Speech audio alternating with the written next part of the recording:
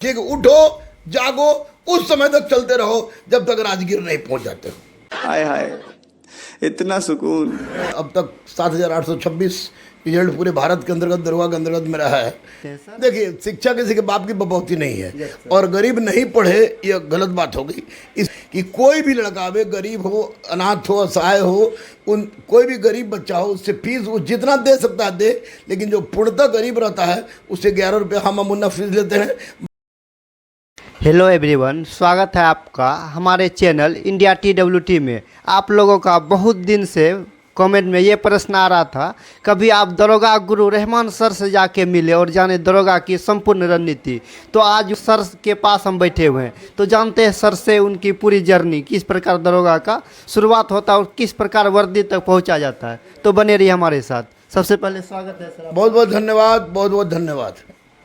तो सर, अगर कोई न्यू लड़का अगर दरोगा बनना चाहे, तैयारी करना चाहे, तो कहाँ से स्टार्ट करें? देखिए, एक बात, दरोगा का पूरी तैयारी 1 साल की पूरी तैयारी होती है, जिसमें 1 साल के अंतर्गत फर्स्ट अटेम्प्ट में कोई भी लड़का दरोगा बन सकता है। तो हम लोग जो रणनीति अपना बनाए हुए हैं, अब तक 7,826 रिजल्ट पूरे भारत के अंतर्गत दरोगा के अंतर्गत में रहा है। दरोगा में तो सबसे पहले तो उसको, जैसे हिस्ट्री में 3 पार्ट होता है, प्राचीन, मध्यकालीन और आधुनिक। तो प्राचीन और मध्यकालीन के लिए उसको हम लोग लुसेंट या क्राउन में से कोई भी पढ़ने के लिए कहते हैं, पढ़ लो और क्लास नोट्स। और आधुनिक भारत के लिए बिपिन चंद्रा का NCERT बहुत महत्वपूर्ण होता है। ज्योग्राफी में 7वां, 8वां, 11, 12 का NCERT। और पॉलिटी में आपको घटना चक्र का नया वाला जो आया है वो, उसको हम लोग अध्ययन कराते हैं और NCERT। और रहा हिस्ट्री, ज्योग्राफी, पॉलिटी हो गया। इकोनॉमी में प्रतियोगिता दर्पण अतिरिक्तांक, प्रतियोगिता दर्पण अतिरिक्तांक। उसके बाद विज्ञान में जो रहता है, विज्ञान में 9, 10, 11 NCERT और 9, 10 का SCERT अगर कोई भी लड़का पढ़ लेता है तो उसकी तैयारी बहुत बढ़िया हो जाती है। अब एक बहुत ही महत्वपूर्ण प्रश्न ये बन पड़ता है कि NCERT पढ़ने के बाद अगर बच्चा लुसेंट या क्राउन को पूरी तरह से चाट जाता है, लुसेंट या क्राउन को पूरी तरह से चाट जाता है, तो निश्चित रूप से वैसी परिस्थिति में वो बच्चा रिजल्ट के करीब अपने आप को महसूस करता है। और साथ ही साथ इसके लिए एक विविध आता है, तो विविध के लिए भी क्राउन दे दे। और ये सब करने के बाद अगर घटना चक्र का वो अगर एक रीडिंग दे देता है और प्रतियोगिता दर्पण साल भर का पढ़ लेता है, तो मैं दावे के साथ कह रहा हूँ कि वो लड़के का PT मेंस दोनों नहीं रुकेगा। टोटली फिजिकल है, तो फिजिकल में गुरुजी हैं लोग, बहुत सारे लोग हैं, लोग पास करा देते हैं, दरोगा बन जाता है।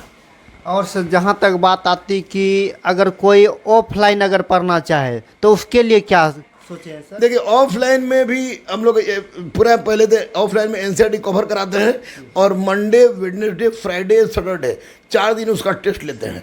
टेस्ट का विश्लेषण होता है और मटेरियल प्रोवाइड कराया जाता है। मटेरियल प्रोवाइड कराने के पश्चात ऑफलाइन में जब ये हो जाता है तो NCERT पढ़वाने के बाद कोई लुसेंट, क्राउन या घटना चक्र में कोई भी उसको पढ़ने के लिए कहते हैं। और मैथमेटिक्स का कुछ पोर्शन, जैसे RK अग्रवाल का कुछ पोर्शन मैथ का, उसको बनवाने के लिए कहते हैं, जो फाइनल उसके लिए पर्याप्त होता है। और 1 साल का कोर्स है एकदम न्यूली लड़का के लिए, जो कि आपको दरोगा की तैयारी करना चाहता है। वो 1 साल अगर हमको दे देता है पूरा टेस्ट के सहित, तो मैं दावे के साथ कह रहा हूँ कि उसका रिजल्ट निकाल देंगे। बाकी फिजिकल जो है वो गुरुजी लोग, जो लोग मिल के फिजिकल करा दे तो अति उत्तम है। और सर, जहाँ तक देखते हैं आपका फ़ी का असर, फ़ी में और हर चीज़ में कहीं ना कहीं विद्यार्थी के दिलों में आप बैठे इसलिए भी हुए हैं कि देखते हैं मिनिमम जितना जो जैसा रहता है उससे उस प्रकार करते हैं। तो ये कहीं ना कहीं बहुत ही आकर्षक का विषय है। तो वो कैसे मैनेज कर लेते हैं सर? देखिए, शिक्षा किसी के बाप की बपौती नहीं है और गरीब नहीं पढ़े यह गलत बात हो गई। इसलिए मैं और मुन्ना ने ये दिमाग में सेटअप किया है कि कोई भी लड़का आवे, गरीब हो, अनाथ हो, असहाय हो, कोई भी गरीब बच्चा हो, उससे फीस वो जितना दे सकता है दे, लेकिन जो पूर्णतः गरीब रहता है उससे 11 रुपये हम मुन्ना फीस लेते हैं। बाकी लोग को क्षमता के अनुसार फीस है कि 1 रुपये से लेकर 10,200 के बीच में आपकी जितना क्षमता है उतना दीजिए। पैसा कारण न मैंने कभी लौटाया है, न मुन्ना ने कभी किसी को लौटाया है। क्योंकि कहीं ना कहीं ये देखने को मिलता है कि बिहार की कोई भी पुलिस चौकी हो, कहीं ना कहीं अपना सेवा आपका स्टूडेंट वहाँ दे चुके हैं। तो आपको कैसा प्राउड फील होता है? निश्चित रूप से हर मालिक को अपने खिलते हुए फूल को देखकर खुशी होती है। तो मुझे भी बहुत गर्व होता है कि मैं जहाँ कहीं भी जाता हूँ तो हमारे सिपाही, दरोगा, इंस्पेक्टर, डीएसपी मिलते हैं तो बहुत गर्व की विषय होती है। और तो और जब ट्रांसफ़र होता है आईपीएस लोग का तो उसमें लगता है कि 12, 15, 20 अगर आईपीएस का ट्रांसफ़र हुआ है तो 4-5 ऐसे होते हैं जो हमारे बहुत ही करीबी होते हैं, या तो स्टूडेंट होते हैं या मित्र होते हैं। तो निसंदेह हमारे लिए गर्व का विषय है, अदम्य अति गुरुकुल के लिए गर्व का विषय है। और जहां नया वैकेंसी की बात करें एसआई के लिए, तो अभी तो इसका फिजिकल होने वाला है, तो न्यू वैकेंसी के बारे में क्या आ रहा है? न्यू वैकेंसी अगस्त में किसी भी हालत में आ जाएगी, वह 2100 से 2500 के बीच में रहेगी।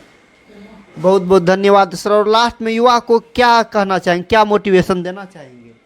तू शाहीन है परवाज है काम तेरा, तू शाहीन है परवाज है काम तेरा, सितारों के आगे जहां और भी है, लड़ने वाला हमेशा जीतने के लिए लड़ो। आप लोग जीतने के लिए लड़िए और याद रखिए कि दरोगा हो, डीएसपी हो, एसपी हो, कोई भी पद हो, वह इंसान बनता है, ना कि कोई दूसरे प्रजाति के लोग आते हैं। पढ़िए, रगड़ के पढ़िए और स्वामी विवेकानंद की इस आदर्श वाक्य को याद रखिए कि उठो, जागो, उस समय तक चलते रहो जब तक राजगीर नहीं पहुंच जाते हो।